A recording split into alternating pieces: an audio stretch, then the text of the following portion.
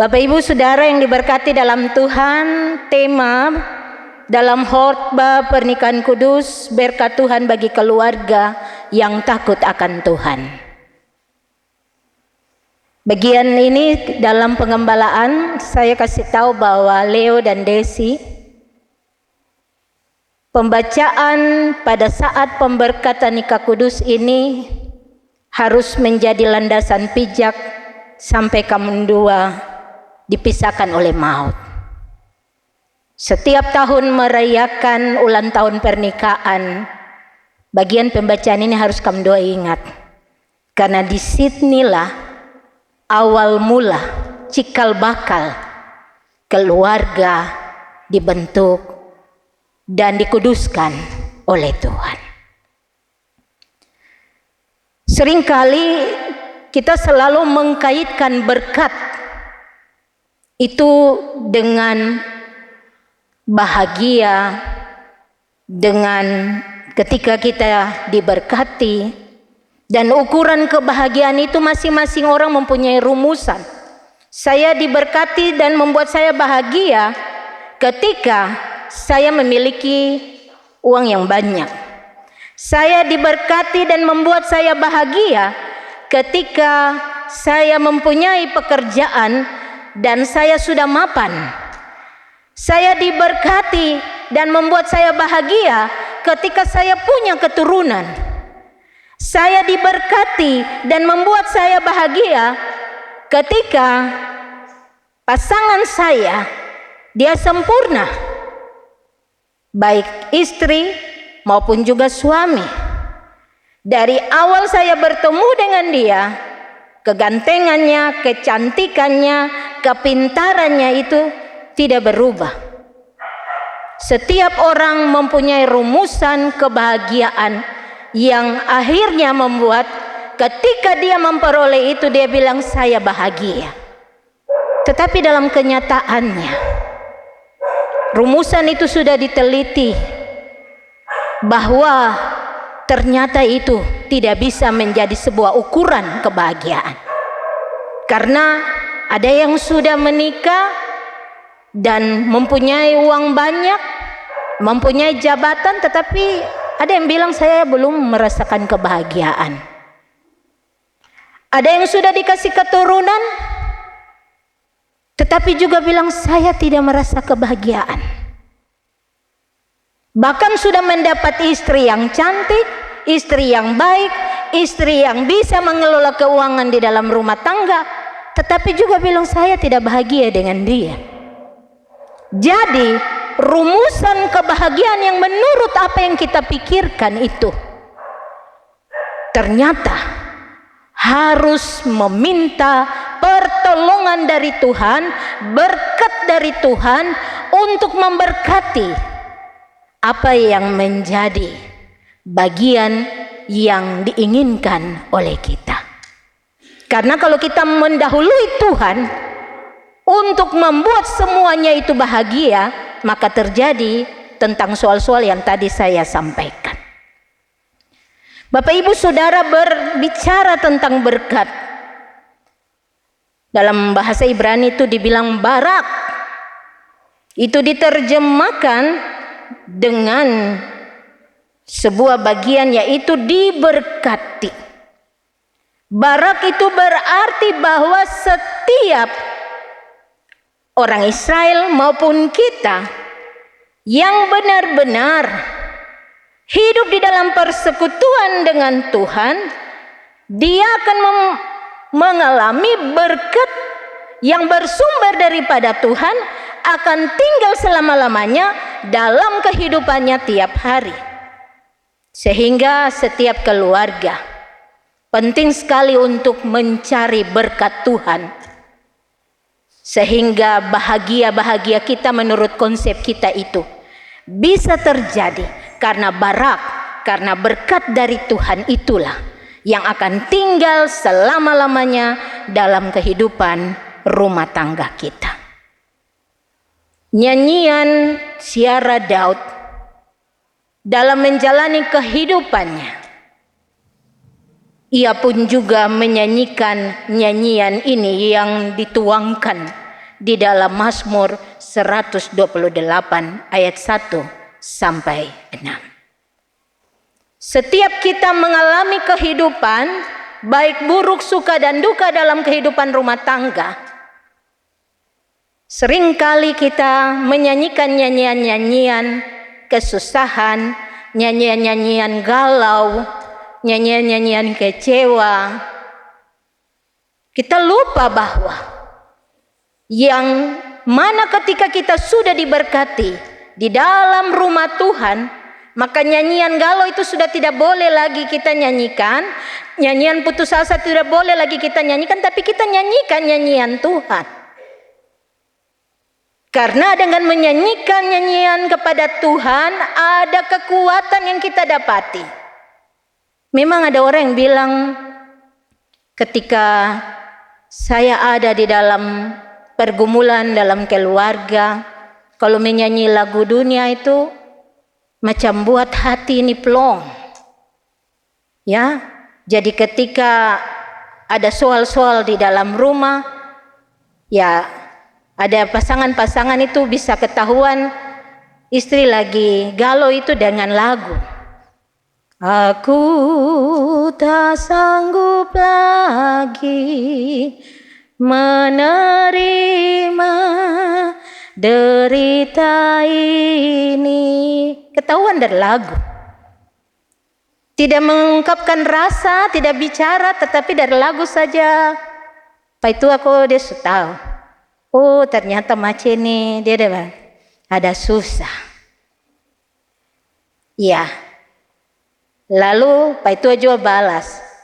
Pulangkan saja aku pada ibuku atau ayahku. Iyo, kalau dua-dua balas begitu, lalu siapa yang nanti mau atur untuk jadi satu? Karena masing-masing nyanyikan nyanyian galau. Tapi ketika kita menyanyikan nyanyian Tuhan, sungguh ada kekuatan besar yang kita dapati di tengah-tengah soal. Yang kita seringkali mau cari jalan keluar sulit, tapi ketika kita sadari bahwa berkat atas rumah tangga saya, ketika Tuhan sudah memberkati tahun 2 punya hubungan, maka berkat itu akan tinggal selama-lamanya dalam kehidupan rumah tangga kita sampai maut yang memisahkan. Tujuan Tuhan menciptakan keluarga, hal yang pertama yaitu untuk beranak cucu. Kejadian 1 ayat 28. Tujuan yang kedua untuk menaklukkan dan menguasai bumi. Kejadian 1 ayat 8. Mandat ini diberikan kepada Adam sebelum ada Hawa. Artinya Adam menjadi maksimal setelah ada Hawa. Dan Adam bertanggung jawab mewakili dirinya sebagai suami ketika dia mengambil Hawa sebagai istrinya. Inilah dia, daging dari dagingku dan tulang dari tulangku. Itulah sebabnya sebentar dalam prosesi pemberkatan, kenapa ada tukar tempat? Yang tadinya prosesinya calon mempelai yang duduk di sebelah kanan Bapak Ibu dan mempelai di sebelah kiri. Ketika diberkati, maka konsep inilah dia, tulang dari tulangku dan daging dari dagingku.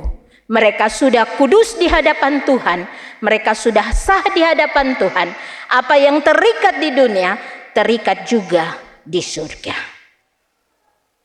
Dan mereka diberikan kuasa, otoritas untuk menguasai dunia ini. Dunia di dalam keluarga, dunia di tempat pekerjaan, dunia di dalam pelayanan, dunia dimanapun. Mereka diberikan otoritas itu untuk bisa bagaimana di dalam nikah, untuk belajar hidup sebagai pelayan-pelayan Tuhan, belajar hidup sebagai suami istri yang bertanggung jawab di rumah, bertanggung jawab di tempat kerja, bertanggung jawab di gereja, bertanggung jawab di dalam masyarakat adat, bertanggung jawab di dalam lingkungan sosial. Disitulah kuasa Allah dipakai untuk menjadikan setiap pasangan-pasangan suami istri menjadi berkat bagi orang lain. Bapak Ibu Saudara, dan tujuan yang ketiga, kenapa sampai Tuhan menciptakan keluarga? Karena Tuhan mau menjadikan mitra. Tuhan mau menjadikan kita sebagai mitra kerjanya Allah. Itulah sebabnya pada hari ke-6 Allah menciptakan keluarga. Adam yang tadinya sendiri, dia tidak lagi sendiri, tetapi dia diberikan penolong yang sepadan. Menjadikan Hawa sebagai penolongnya, untuk mereka mengusahakan dan merawat Eden mereka, keluarga mereka. Mereka tidak perlu khawatir dan bimbang akan semua kebutuhan, karena Allah mencukupkan dengan semua hal yang ada di Eden itu. Kita selalu bangga dengan kehidupan keluarga kita. Kita selalu bangga dengan kampung kita.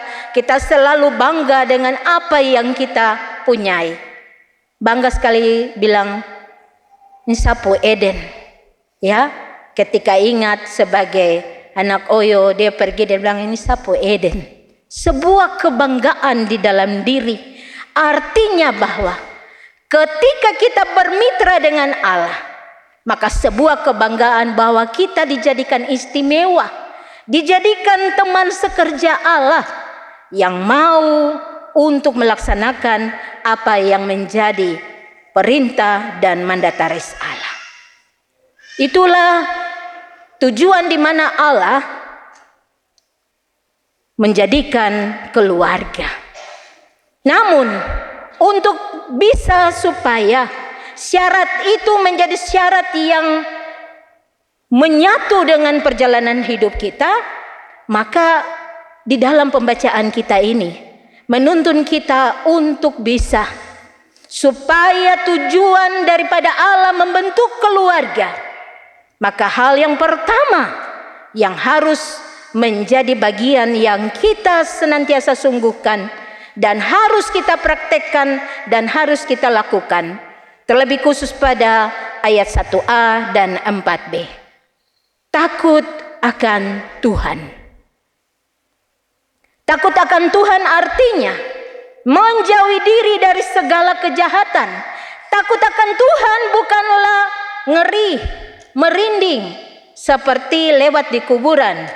Takut akan Tuhan artinya walaupun ada kesempatan berbuat dosa, tapi kita tidak mau berbuat dosa.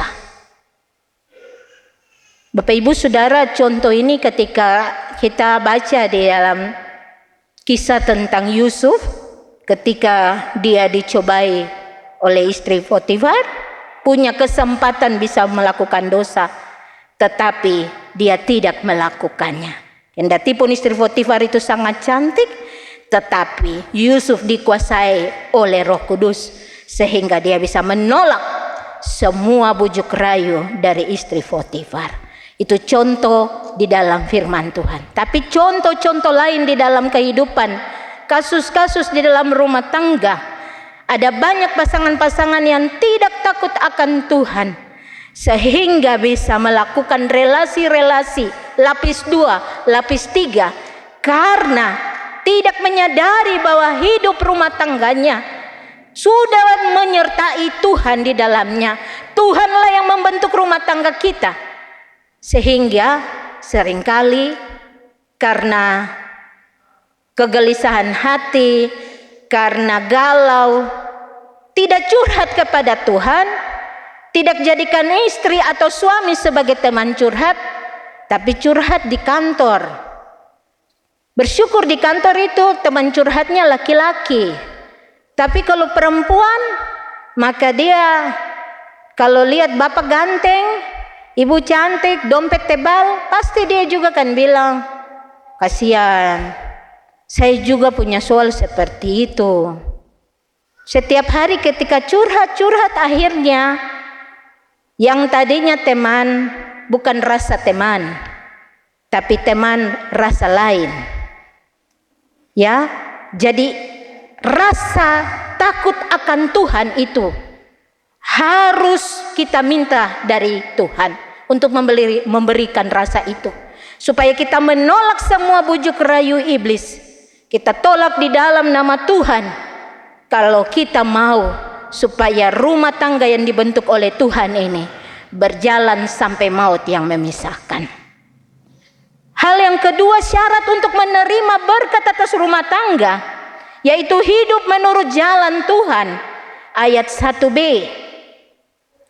Jalan di sini adalah menjadi satu ketegasan bahwa melekat pada Tuhan supaya bisa dituntun oleh Tuhan. Hidup menurut jalan Tuhan berarti selalu dekat dengan Tuhan, bersandar pada Tuhan, seperti pokok anggur yang benar. Dia akan tetap melekat pada carangnya, supaya dia memperoleh hidup, dia memperoleh sari-sari dari pokok yang benar. Bapak Ibu Saudara yang diberkati dalam Tuhan, hidup menurut jalan Tuhan artinya mau jalan bersama-sama dengan Tuhan, dengan apa yang Tuhan kasih bagi kita, entah itu suami, entah itu istri, berjalan bersama-sama. Tidak bisa bilang, kok lama jadi saya gaskan. Tidak. Setiap keluarga, setiap pasangan suami istri tidak boleh mendahului dalam mengambil keputusan. Karena nanti terjadi di suatu waktu, itu kok pun keputusan toh. Itu kok pun mau toh. Saya hari itu mau ya. Kenapa kok yang ambil keputusan? Itu karena belum berjalan bersama-sama. Itu karena belum menyertakan Tuhan di dalam perjalanan itu. Sehingga penting sekali bagaimana hidup kita menurut jalan yang Tuhan kehendaki. Hal ketiga, syarat supaya kita dapat diberkati Tuhan, yaitu bekerja dan sungguh-sungguh memakan hasil jeripaya tangan kita. Berkat yang Tuhan kasih lewat pekerjaan. Desi di pertanahan, Leo di pertanian, sama-sama satu di tanah, satu di kebun. Tuhan memberikan sebuah mandat juga untuk bisa menjadi berkat di tempat tugas. Hasil jeripaya, berkat lewat pekerjaan, berkat lewat semua tanggung jawab yang diberikan, itu harus meminta pertolongan dari Tuhan, sehingga tidak menjadi ukuran bagi kita dalam mengelola semuanya. Kalau tidak menyertakan Tuhan, kita akan menjadi pekerja yang bekerja lupa waktu. Kita akan menjadi pekerja yang bekerja lupa keluarga. Kita sebagai pekerja akan bekerja lupa pelayanan, lupa ibadah. Padahal Tuhan kasih kita waktu untuk bekerja, karena dari pekerjaan itu kita akan mendapatkan hasil jerih lelah. Secara finansial itu akan dihitung dari kinerja pekerjaan kita, dari gaji kita. Tetapi ketika kita lupa Tuhan, maka kita hilang hikmat untuk mengatur waktu. Waktu yang harus mengatur kita. Bahkan kita bilang waktu itu Mas. Padahal kita yang harus atur waktu. Kita yang harus menjadi tuan atas waktu itu. Bapak Ibu Saudara yang diberkati dalam Tuhan. Sebagai keluarga yang diberkati dalam Tuhan. Pada ayatnya yang ketiga, Tuhan menghadirkan suami. Peranannya adalah sebagai imam, sebagai nabi, sebagai raja. Efesus pasal 5 ayat 23. Dalam peranan itu, dia juga harus melaksanakan sebuah tugas dan tanggung jawab, yaitu mengasihi istri dan tidak membangkitkan amarah kepada anak-anak. Itu menjadi sebuah tanggung jawab moral dia kepada Tuhan, karena melekat di dalam kehidupan jabatan suami, panggilan sebagai suami adalah imam, nabi, dan raja. Itulah sebabnya ketika melekat jabatan yang besar itu di dalam kehidupan sebagai suami, maka pantaslah apa yang menjadi tanggung jawab itu harus juga dilakukan di dalam kehidupan rumah tangga. Kasih kepada istri, tidak semena-mena, tidak mengkasari, tidak mengeluarkan kata kotor, tidak memukul atau melakukan tindakan KDRT dan sebagainya.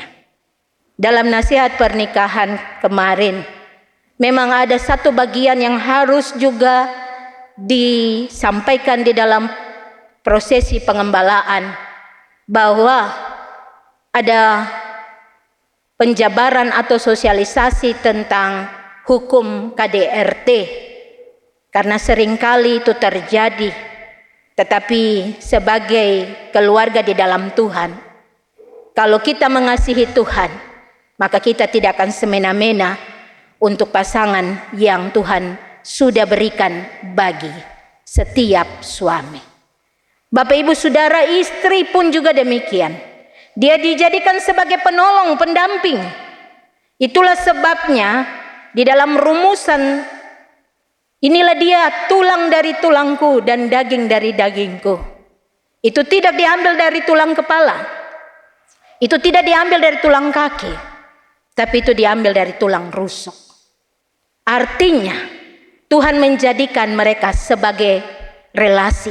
Tuhan menjadikan mereka pada posisi sepadan. Tuhan menjadikan mereka sebagai teman sekerja. Sehingga istri adalah penolong bagi suami, istri adalah pendamping, istri adalah penghibur. Dan bagian ini juga harus diperankan kita sebagai istri-istri. Nasihat pernikahan ini bukan untuk Desi saja, tapi juga untuk saya yang menyampaikan, dan Bapak Ibu, ibu-ibu sekalian, bahwa tugas kita adalah sebagai penolong, pendamping, dan penghibur. Bagian kebenaran firman Tuhan juga di dalam bagian ini mengingatkan kita juga tentang anak yang Tuhan hadirkan. Leo dan Desi sudah punya 2 anak. Mereka adalah tunas pohon zaitun. Mereka harus dilindungi. Mereka harus dituntun untuk mengenal Tuhan di dalam semua pelajaran rohani, dari sekolah minggu sampai mereka berkembang menjadi seorang pemuda dan sampai kepada dewasa nanti. Tunas pohon zaitun. Pohon zaitun Bapak Ibu di Timur Tengah, dia tumbuh subur, kendati pun juga dia tumbuh di tempat yang tidak berair atau tempat yang tidak mempunyai kadar air yang banyak, tapi dia bisa tumbuh subur. Artinya anak-anak yang dianugerahkan dalam kehidupan kita, Tuhan memelihara dan melindungi mereka. Tuhan juga memberi mandat kepada kita sebagai mandataris Allah untuk bagaimana kita mengayomi, mendidik, dan membesarkan di dalam cinta kasih Tuhan. Sehingga tidak menjadi satu bagian yang akan diingat oleh anak-anak dalam trauma masa lalu mereka, masa kanak-kanak mereka. Seringkali dalam percakapan pastoral ketika katekisasi, sebelum mereka masuk di dalam pelajaran katekisasi, selalu saya buat sebuah kegiatan untuk mengenal diri. Ada banyak anak-anak yang terluka, terikut di dalam setiap tindakan orang tua sampai mereka dewasa. Apa yang terjadi ketika mereka memberontak, apa yang terjadi ketika mereka sampai kepada terlibat dengan narkoba, dengan kekerasan, sampai kepada kawin dalam usia yang masih muda. Itu karena ada soal-soal yang terjadi di dalam kehidupan rumah tangga yang belum terselesaikan. Orang tua tidak menjadi tanah yang subur supaya anak-anak ini dalam perkembangannya mereka bagaikan pohon tunas zaitun yang bertumbuh subur. Anak-anak dibesarkan dalam luka hati yang mendalam. Padahal tugas dan mandataris kita yang Tuhan beri itu, kita harus bertanggung jawab sampai membawa mereka di rumah Tuhan untuk mengaku bahwa mereka juga siap menjadi pengikut Tuhan. Bapak Ibu Saudara yang diberkati dalam Tuhan, pelajaran dan banyak pekerjaan rumah yang belum terselesaikan bagi kita di dalam seluruh kehidupan rumah tangga. Tapi percayalah, berkat atas rumah tangga itu berlaku hari ini sampai selama-lamanya. Ketika kita membawa nikah kita di hadapan Tuhan, pegang janji firman Tuhan, pegang berkat itu sampai maut memisahkan. Kalau kita mencari konsep kebahagiaan di luar sana, kita tidak akan menemukannya. Tetapi berkat Tuhan itu ketika kita kembali kepada Tuhan, kembali kepada pasangan kita, karena tidak ada pasangan yang tidak bermasalah. Setiap kita punya soal, setiap kita punya masalah, tetapi bagaimana cara kita menyelesaikannya dengan menyertakan Tuhan di dalamnya. Tuhan tolong Leo dan Desi dan kita semua supaya tetap menyungguhkan bahwa berkat Tuhan bagi keluarga saya. Karena saya takut akan Tuhan, maka saya akan dijaga, dipelihara sampai maut yang memisahkan. Roh Kudus memberkati kita dengan firman-Nya. Amin.